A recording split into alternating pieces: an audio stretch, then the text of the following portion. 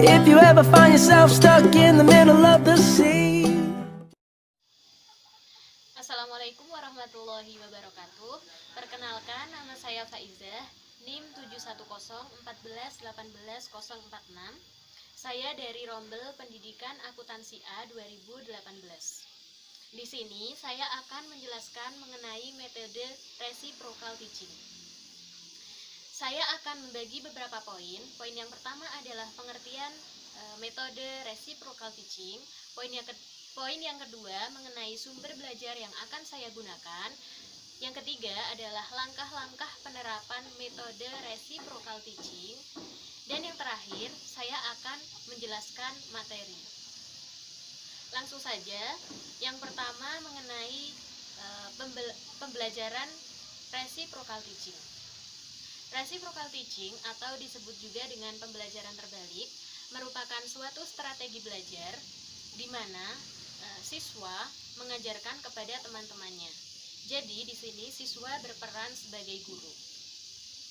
Di sini guru sebagai fasilitator yang membimbing proses pembelajaran serta memberikan penjelasan mengenai materi yang tidak dapat dipahami oleh siswa secara mandiri. Metode ini memberikan kesempatan kepada siswa untuk belajar lebih mandiri, kreatif, dan lebih aktif. Yang kedua mengenai sumber belajar yang akan saya gunakan. Sumber belajar yang pertama adalah paket ekonomi kelas 11 SMA kurikulum 2013. Sumber belajar yang kedua adalah melalui internet. Selanjutnya, langkah-langkah penerapan metode pembelajaran reciprocal teaching. Langkah yang pertama, saya akan menyiapkan materi pembelajaran mengenai inflasi. Langkah yang kedua, saya akan membentuk kelompok dengan anggota 4-5 orang. Lalu saya akan mengarahkan mereka untuk berdiskusi dengan kelompoknya mengenai materi tersebut. Lalu saya akan menunjuk salah satu siswa untuk menjelaskan materi di depan kelas. Kemudian saya akan mengarahkan siswa untuk bertanya atau menanggapi terkait materi tersebut.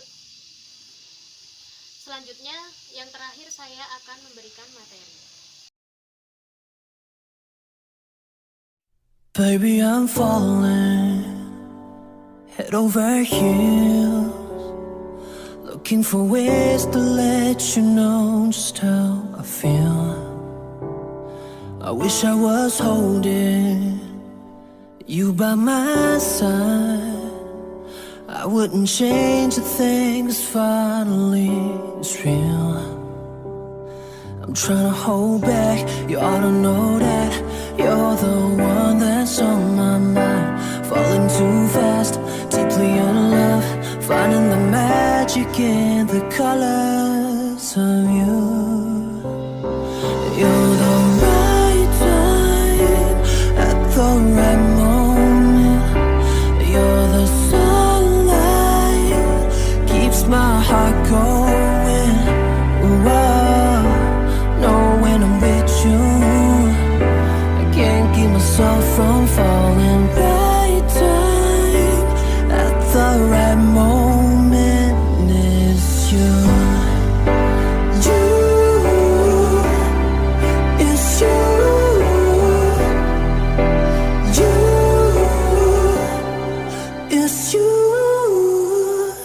Baby, I'm falling deeper in love. Everything that you are is all I'm dreaming of. Yeah. And if I can't break enough to show you that I need us, I give up everything I have, girl, just for you. Ooh, I'm trying to hold back, you ought to know that you're the one that's on my mind. Falling too fast, deeply in love, girl, all I need to breathe is you. 'Cause you're the right time at the right moment. You're the sunlight, keeps my heart cold.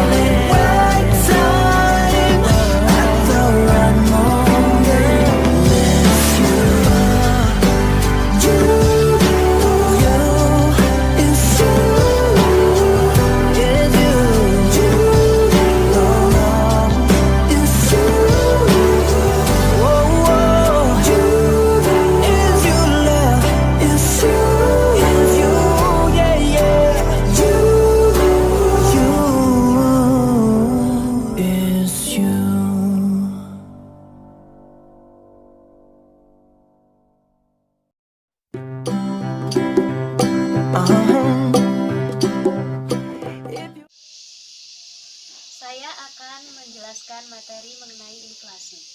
Inflasi adalah proses kenaikan harga yang terjadi secara umum dan terus-menerus. Inflasi dibedakan menjadi beberapa. Yang pertama berdasarkan tingkat keparahannya. Berdasarkan tingkat keparahannya, inflasi dibagi menjadi 4. Yang pertama, inflasi ringan dengan persentase kurang dari 10%. Inflasi yang kedua adalah inflasi sedang dengan persentase 10-30%. Inflasi yang ketiga adalah inflasi sedang, itu dengan persentase 30-100%. Dan yang terakhir adalah hiperinflasi dengan tingkat lebih dari 100%. Berdasarkan penyebabnya, inflasi dibagi menjadi 3. Yang pertama adalah demand pull inflation. Inflasi ini disebabkan oleh kenaikan permintaan dari konsumen. Yang kedua adalah cost push inflation. Inflasi ini disebabkan oleh tingginya biaya produksi. Dan yang terakhir adalah mixed inflation. Mixed inflation adalah gabungan dari demand pull inflation dan cost push inflation. Inflasi ini terjadi karena dua hal. Yang pertama adalah karena permintaan konsumen yang naik, dan yang kedua adalah kenaikan biaya produksi. Lalu dampak-dampak inflasi, yang pertama adalah pertumbuhan ekonomi di negara menjadi terhambat. Yang kedua, masyarakat yang berpenghasilan rendah tidak dapat memenuhi kebutuhannya karena harga barang menjadi naik. Yang ketiga, nilai mata uang di suatu negara akan semakin turun. Dan yang keempat, tingkat kesejahteraan masyarakat menjadi turun. Dan yang kelima, yang terakhir, turunnya nilai real dan nilai pinjaman.